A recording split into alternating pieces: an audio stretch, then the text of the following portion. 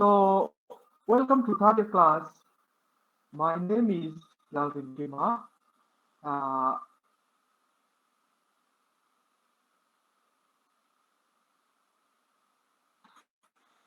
I am one of your teachers in parasitology. Mm,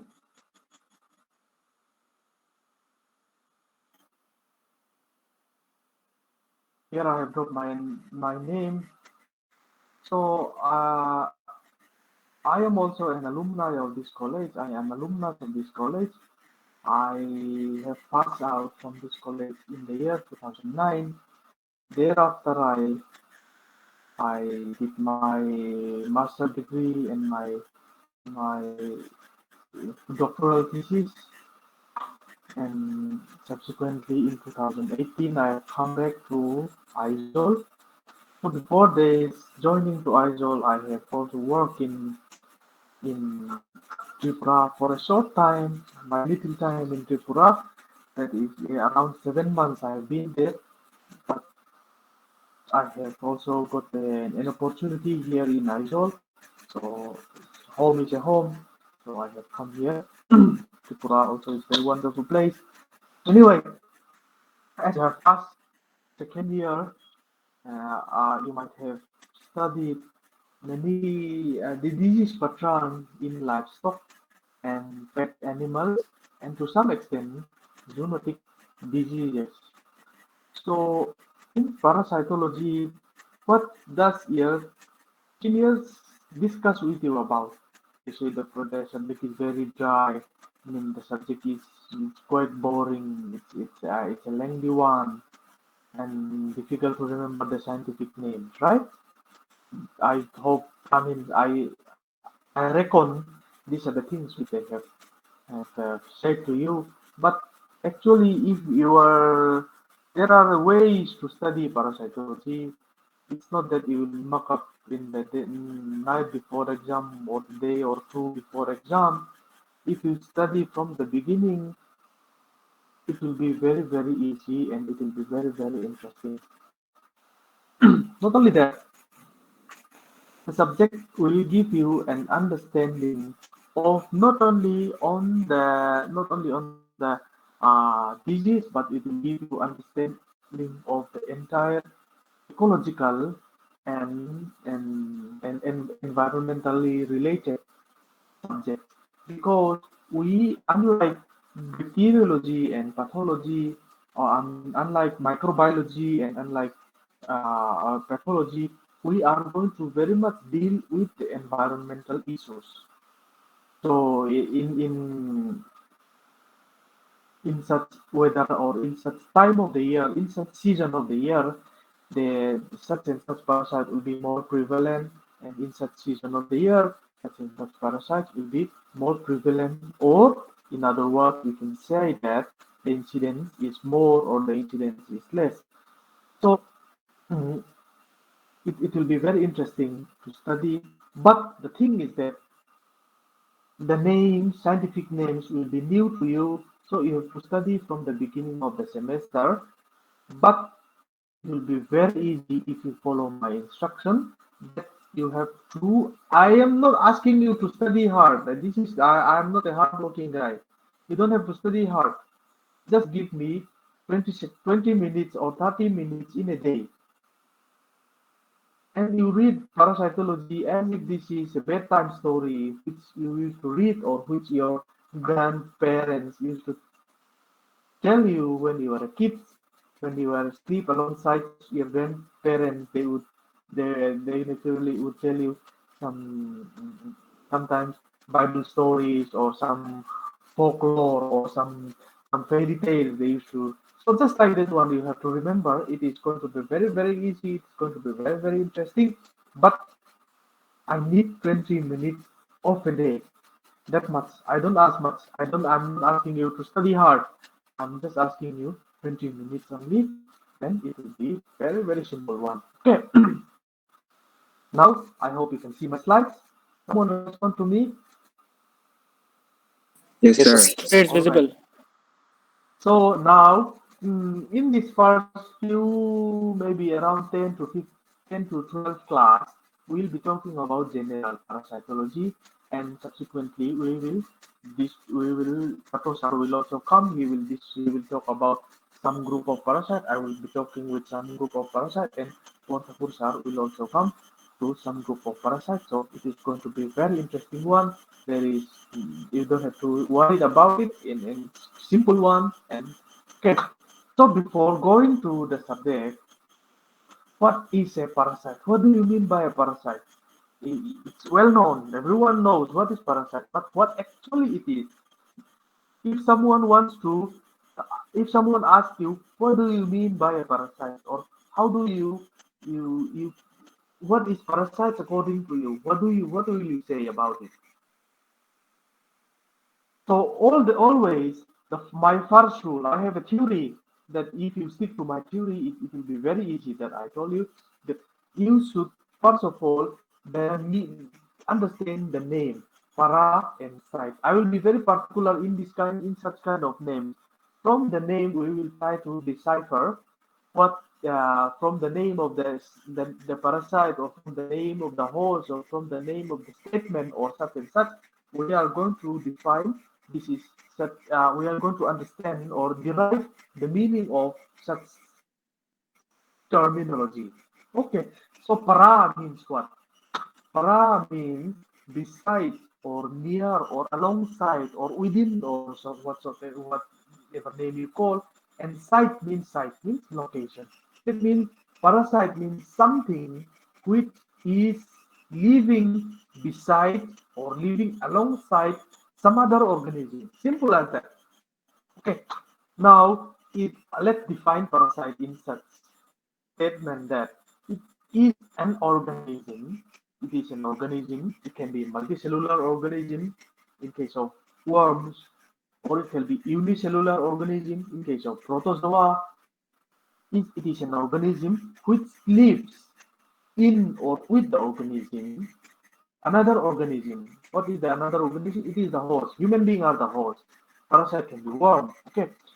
Where the parasite, this point which I mark it red, this is going to be important. If you do not write this particular point, there is no meaning, and I'm not going to give the mark.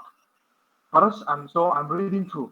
Parasite is an organism which lives in or with other organism, where the parasite depends metabolically on the another, or on the host. If we want to be a bit liberal, if most of the living, or I mean, most of the infectious organisms are also under the terminology or definition parasite. Bacteriology, I mean, bacteria, virus are actually a parasite, but as they are having a separate discipline of studies like virology, bacteriology, mycology. So they are a bit away from, means we are not going to include in our studies. So, yes, someone? Hello? Okay. So in case of parasitology, we are going to include mostly worms, like which are living in your gastrointestinal tract, or which are living in the liver, or in such location. And number one, number two, it will be various protozoa which can also live in gastrointestinal tract, which can live in. Uh, Tell me, any protozoa which lives in the gastrointestinal tract? Excuse me, Yes. slide is not moving. I have not moved the slide yet. Oh, okay, okay, sir. So, so tell me, who is the one who have asked me that, who said that the slide is not moving? Tell me your name. And wait, also. Oh, okay. Tell me any protozoa which lives in the gastrointestinal tract. Do you have any idea? You might have come across during your class 12 standard or class 11. Hmm? Very, very common. Entamoeba, Giardia. Okay, those are also a parasite, and some parasites like which which resides or which lives or which are located in the blood vascular system? Anyone? Anyone? Malaria. Simple as that. Okay. Then another group, the third group is some parasites lives on the surface of the body surface of the horse, like lice, like mites and ticks, and sometimes even mosquitoes and flies. We call them as a parasite. Okay. So I want you to understand before we go to the subject the strategies of the parasite. Okay, bacteria and viruses many a times kill in thousands and thousands of lives. So, but you see the first point. Okay, I'm going to set my pointer. Uh, yes, parasite is not always having an intention of causing a serious disease. This is the first point what one must remember. Why? Because these are sorry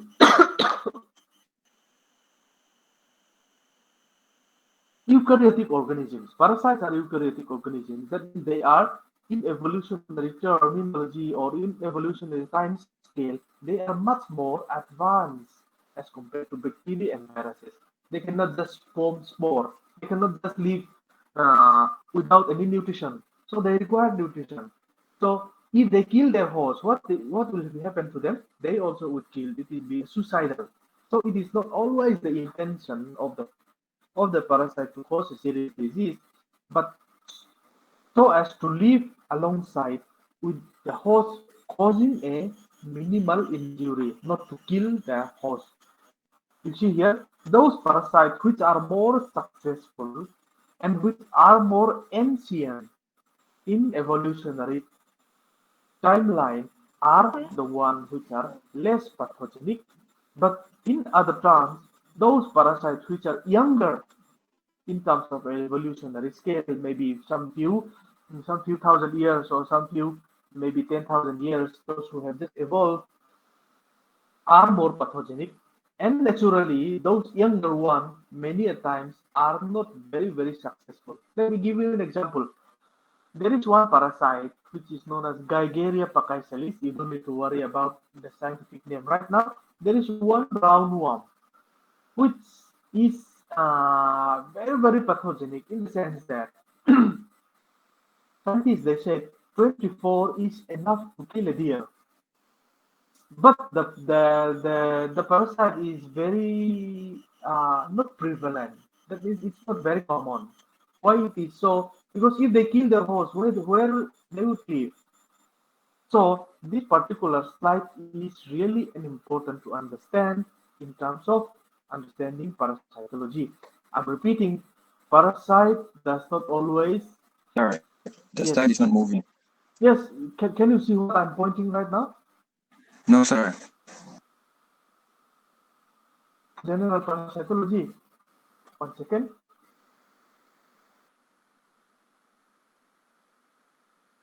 Yes, How it's working? Strategies of PowerPoint is parasite. working. Did you see? Hello.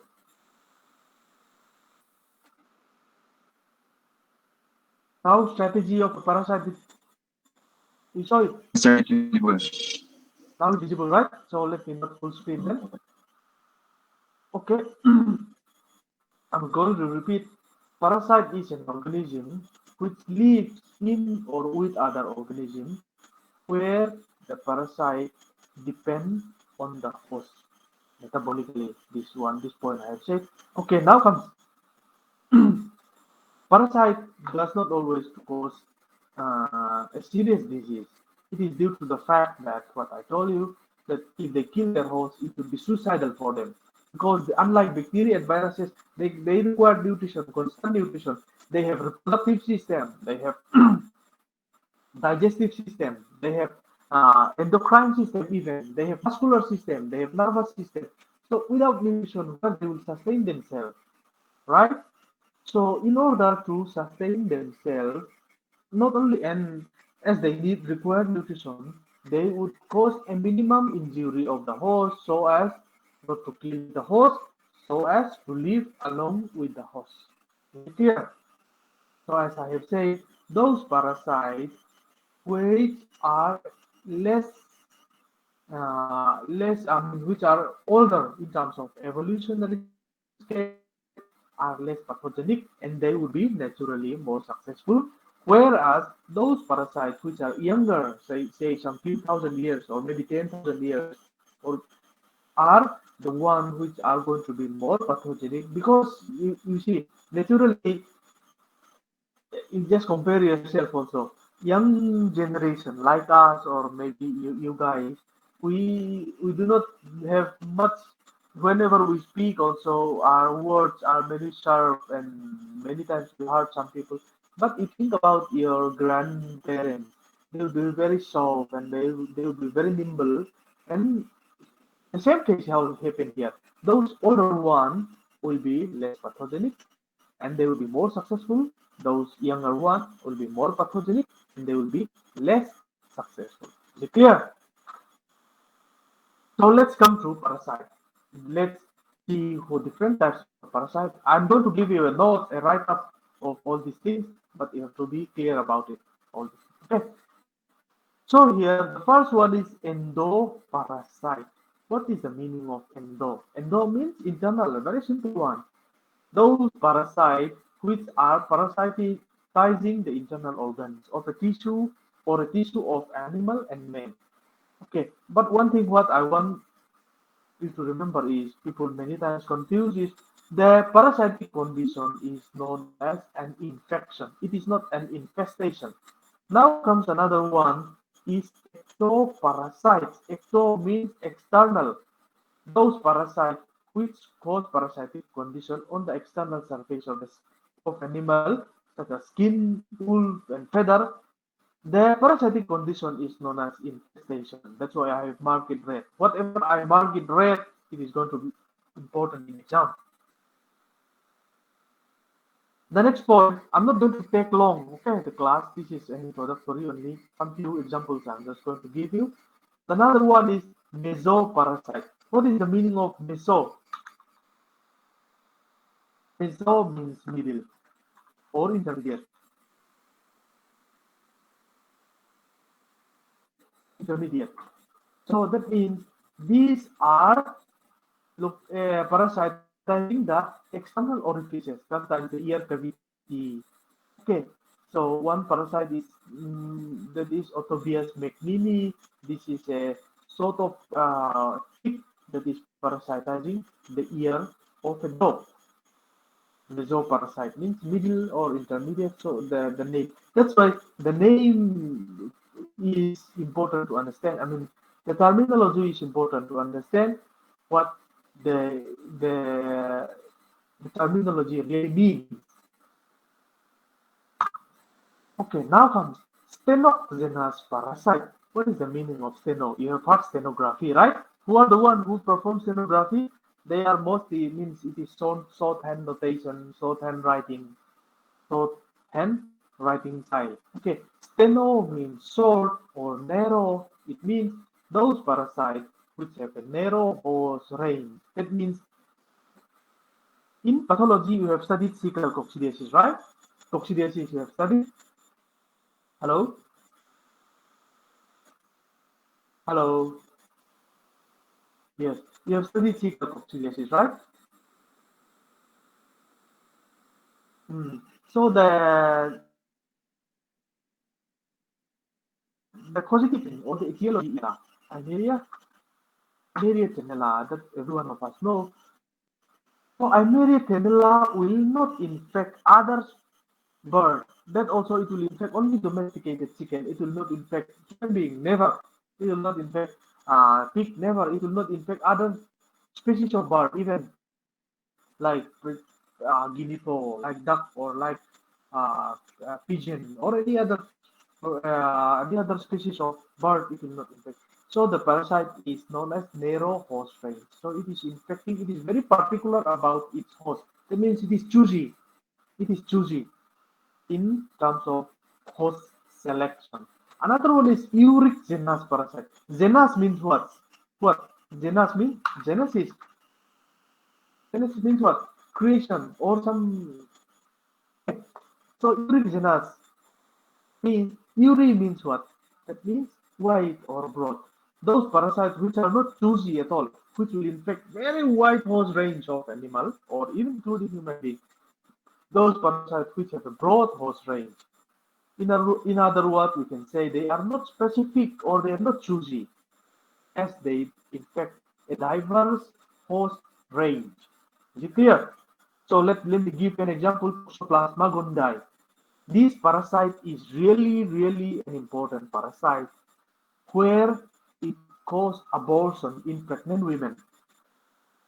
So it can infect all range of animal, all the warm-blooded animals, chicken and, and, and, and dog and sheep and cattle and human being and cat is the one which is propagating and it is propagating in every corner of the world.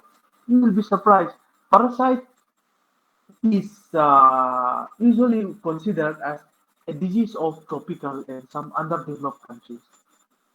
But when Toxoplasma gondii surveillance was taken into the population or the citizens of Londoners, those who are staying in London, more than 50%, let me say it once again, more than 50% are having antibody against Toxoplasma gondii, meaning they are infected with Toxoplasma gondii.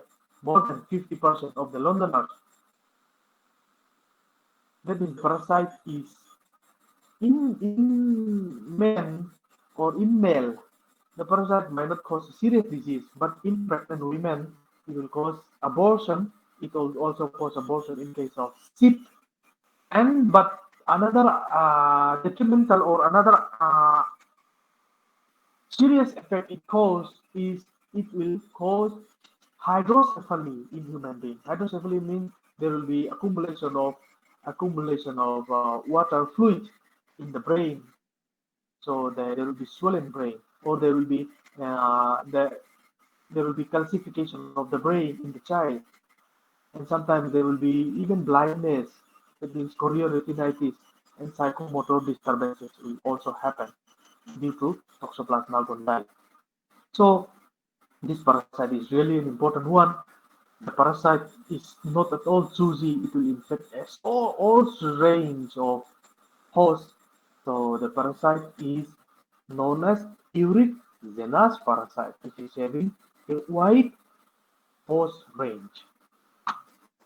Another one is monoxenous parasite. What is the meaning of mono or homo? Single. Okay, that means which those parasites which requires one type of host only. Okay, so here you see the picture which I have shown. Slide is visible. Is the slide visible? Yes, sir. Slide is not visible. Now slide is visible or not? Okay, okay. Actually there is one parasite known as strongyle which requires only horse to complete its life cycle. The adult parasite you see where I'm pointing right now, adult parasite would be residing in the colon or cecum of a horse. It will be the female would lay egg and then from the egg, larva would hatch out, and in the grass blade, larva of strongyle would climb up, and it will be eaten by horse. So horse. The cycle continues like horse to horse to horse to horse. Okay. Another one is heterogeneous parasite. Hetero means what? Multiple or complex type, right? So that means which is requiring more than one type of host.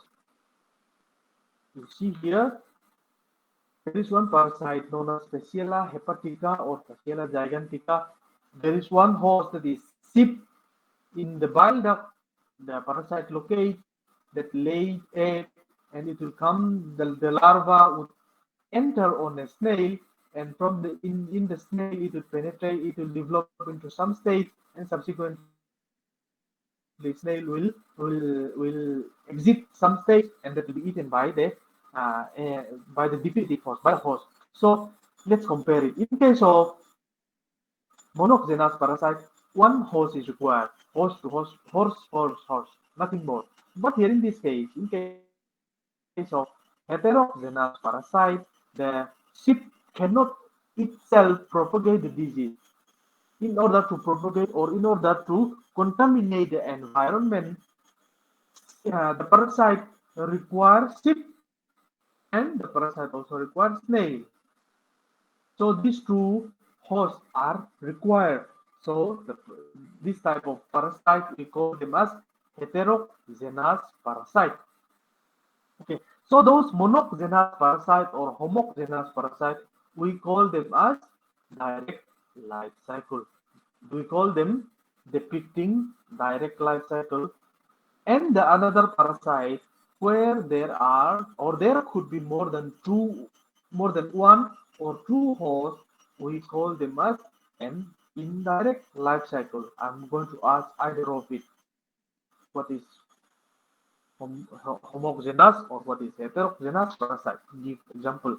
Most of the roundworm, many roundworm, let's say many roundworm are uh, have depicting or completing their life cycle by direct route of transmission. But many tapeworm and many trematodes, many flukes, they complete their life cycle by indirect mode of life cycle. Is it clear? And there is another one which is known as auto-heterogeneous parasite. Let's read what I have written and I will explain it.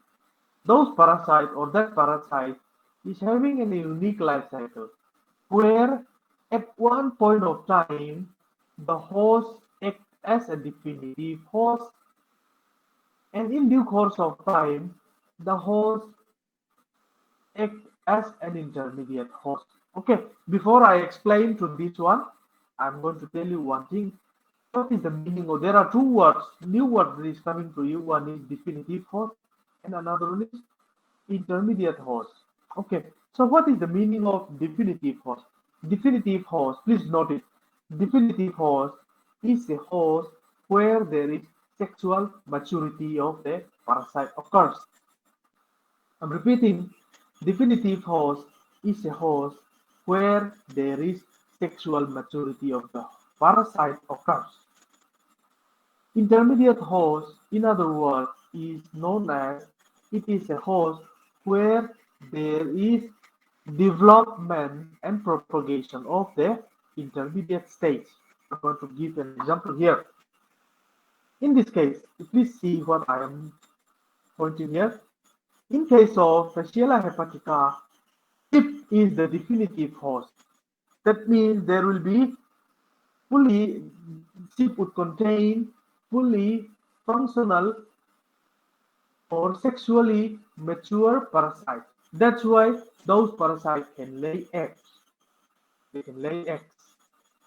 The eggs would come and enter on the another stage or another type of host known as the intermediate host, where different intermediate states, Miracidium, Cercaria, Miracidium, Sporosis, Radius, Cercaria, develop different intermediate states. You don't need to worry about the names right now. I'm going to explain these things later on.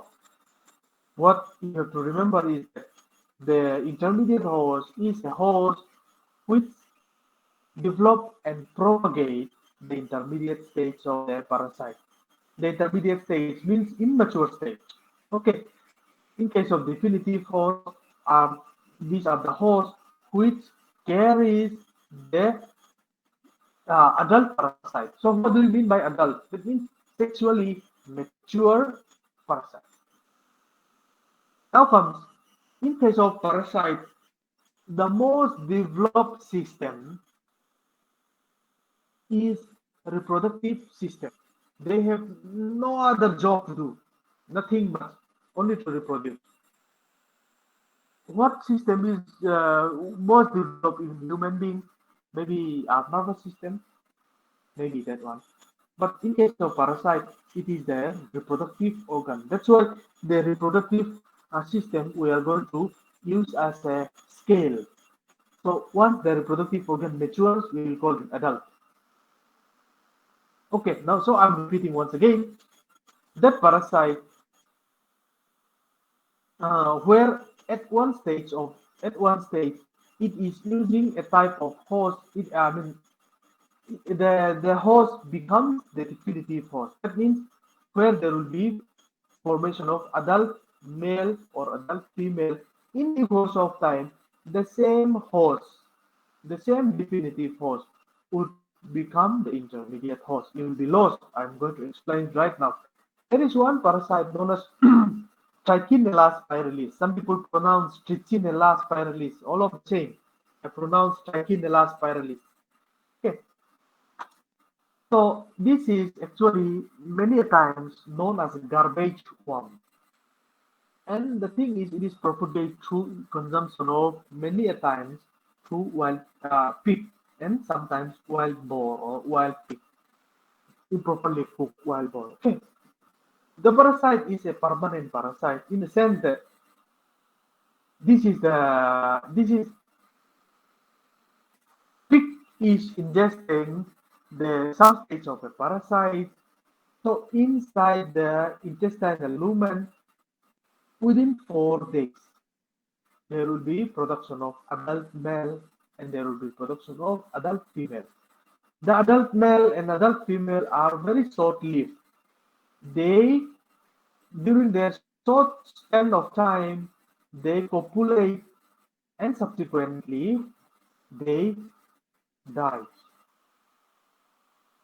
Within a month itself, they die. Okay, but before that, the adult female dies, she laid lots of larvae. Here it is not the egg. She laid lots of larvae. Those larvae will infect the same pig. Those larvae will infect the same pig. Okay, now comes, it will be clear.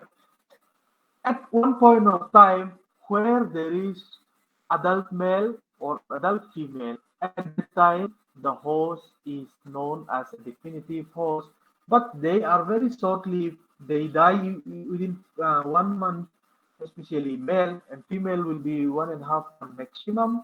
Then female before dying, she lays lot of larvae. She give birth, let's say. So when she give birth, the larva will not come out in her feces, will not come out in her fecal material. The larva would penetrate the pig intestinal lumen itself, and they are going to infect the same host. So at that time, that pig is going to act as an intermediate host. I hope it is clear. So such type of host where at one point of time the at one point of time is the host act as a definitive host, meaning there is adult male and adult female, and subsequently in the next stage there is the host act as intermediate host, meaning there is production and propagation of the intermediate stage. So such a parasite we call them as autoheterogenous parasite. Autoheterogenous parasite. Be clear? Hello? Someone? Sure. Okay. Another one is obligatory parasite. What do you mean by obligation? Obligation means must. It is a must. The parasite must be parasitic. Okay. But before that, why you are saying what is the meaning? What he is saying? The thing is that there are millions, or let's say at least tens of thousands of species of parasites are there. But as I have told you that they want to live alongside the host, so they want to at the same time causing minimum injury. Okay, so those some parasites they can now live without their host also. That means they are free living in the soil. They are free living in the soil. Okay, so not every worm are parasitic. There are some which are a very small portion only are now becoming parasitic. Okay, here comes an organism which must complete its life cycle as being a parasite. Okay, such worms are known as obligate parasites. These are the ones which we are going to cover in most of our veterinary parasitology course. Another one is facultative parasite. What is the meaning of facultative? Means they passively, that means they don't want to do. They are not parasitic very often, but they will become parasitic in some times only. They become they can become parasitic if opportunity arises. Only then they will be parasitic. If not, they don't want to be parasitic. They want to live in harmony. I mean, they want to live at peace in the soil or in the ground under the grass blade. Okay. Another one is permanent parasites. Those parasites, which I told you, the Trichinella spiralis, they do not require any period of development outside of the host. They do not require any period of development outside of the host. I told you that the larva never come out in the pieces. It doesn't come out. It doesn't defecate it out. Pig doesn't defecate out the larva. So that such a parasite are known as permanent parasite. Example is Trichinella or Trichinella spiralis. Another one is temporary parasite. Name itself defined. Means mosquitoes or tick, they would come and bite you and fly away. Okay, sorry.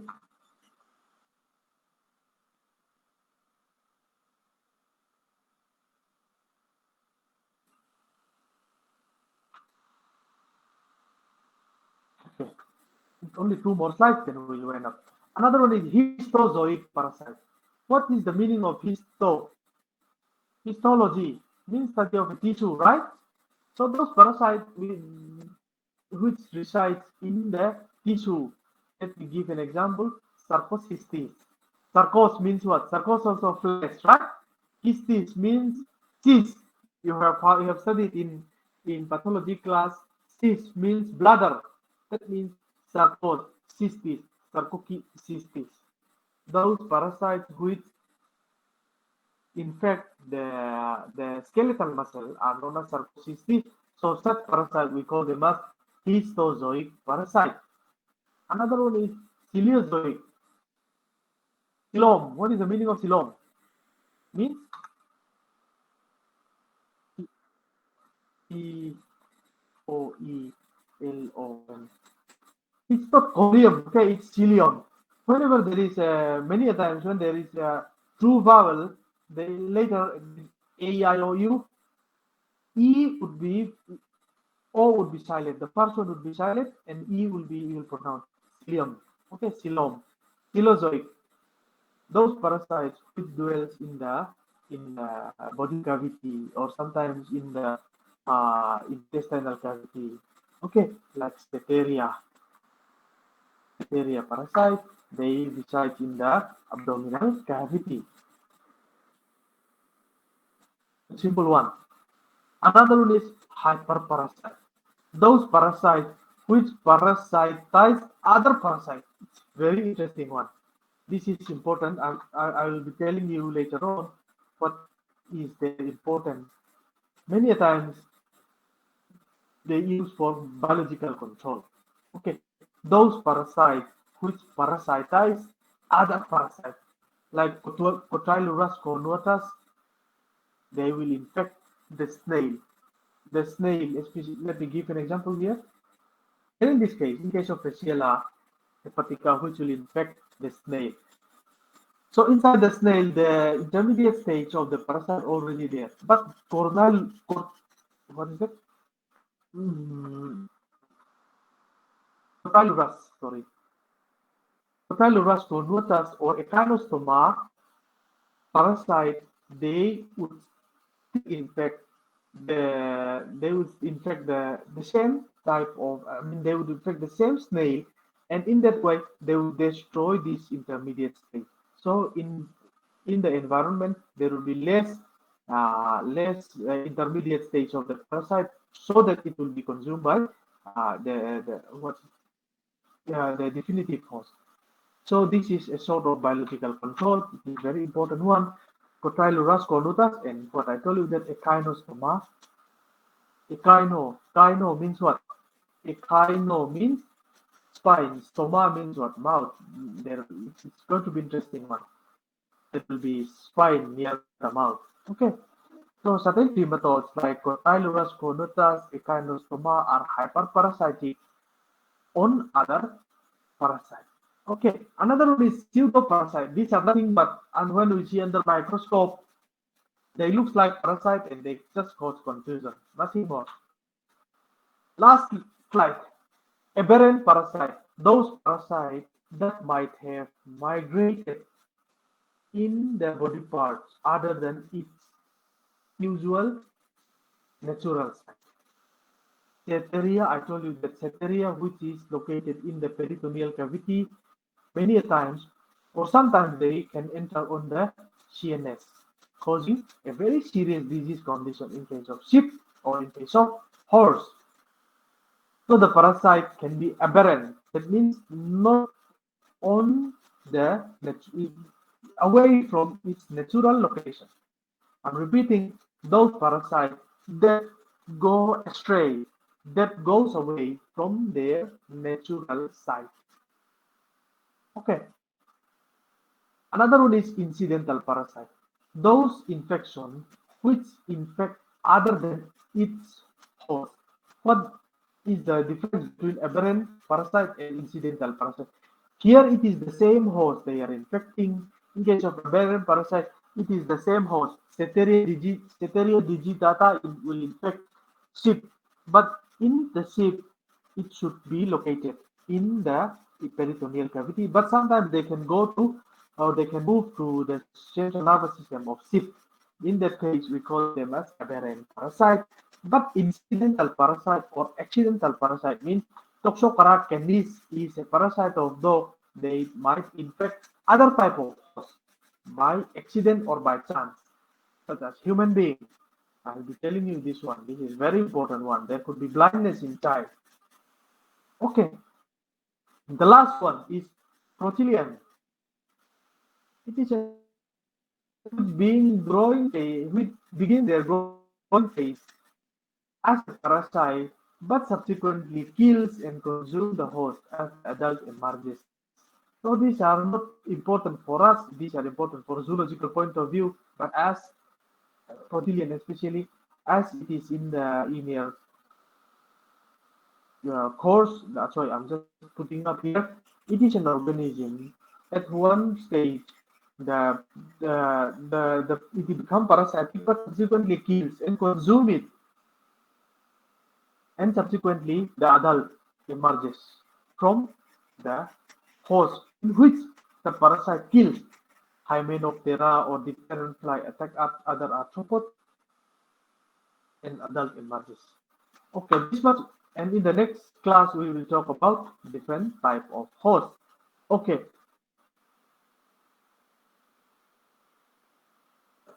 is there any question? Is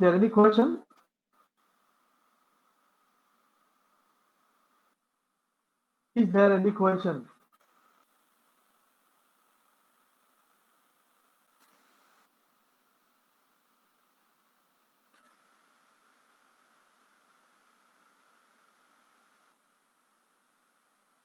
If there is no question, and please, those who forgot to put your attendance,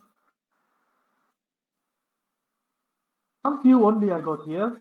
So everyone, please drop your attendance in the chat box.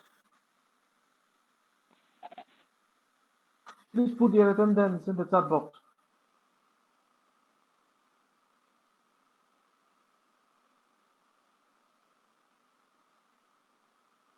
57 out of 78.